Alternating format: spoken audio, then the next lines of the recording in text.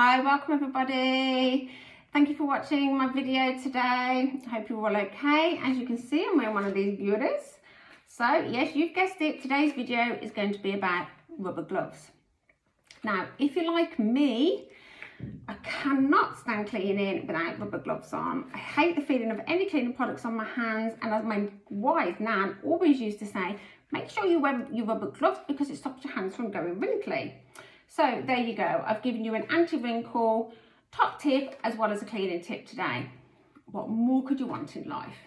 Now, there's nothing worse when we're washing up and cleaning and we get water inside our rubber glove and our hands swishing around and it's all vile and horrible and you don't want to dry your hands. Okay, now if you've got another pair of gloves, it's easy, dry your hand, pop another glove on. But what happens when you don't?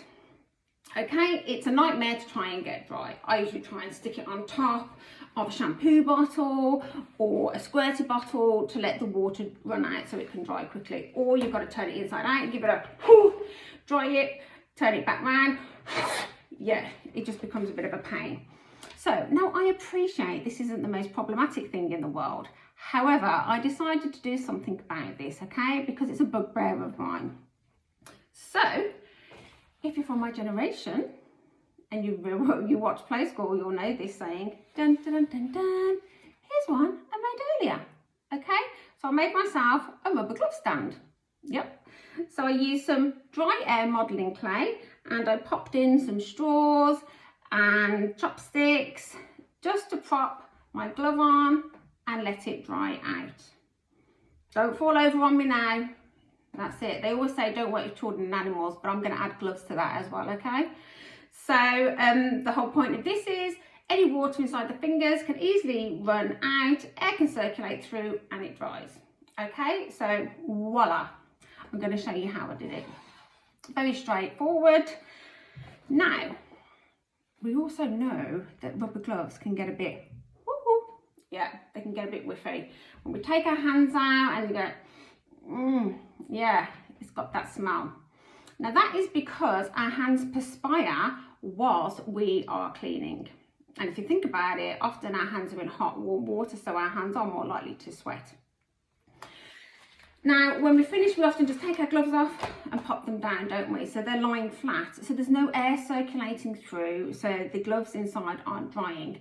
That, my friends, creates bacteria, and we know bacteria loves a warm, moist environment in order to breed, and that's what causes a okay, so by making yourself a little rubber glove stand, it helps eradicate that problem, okay?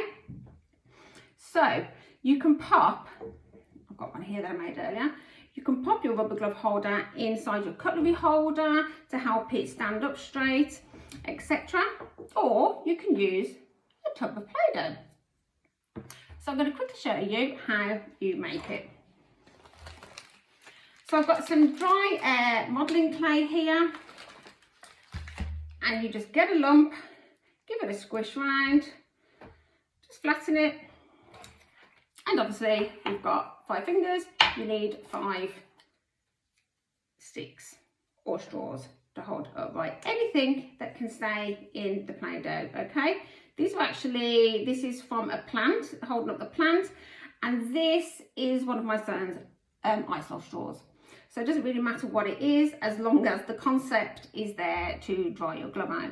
And then you just leave that to dry, and yeah, it will go hard within 24 hours.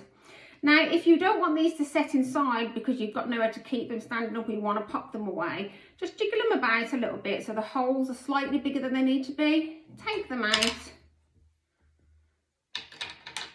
and then let your clay dry. Okay, like so. Da, da, da, da, da. Here's one I made earlier. And you can just pop your chopsticks, straws, wooden sticks back in and take them out when you want. Okay, now I would advise you to roll your glove upwards like that because it can be quite tricky to get them in if you don't roll it upwards. Okay, so just to about where the thumb is. Yeah, now I'm going to take these out to show you how I get them in. So you want one of your long sticks, this is a chopstick, obviously into the middle finger because that's the longest point. And then your next finger.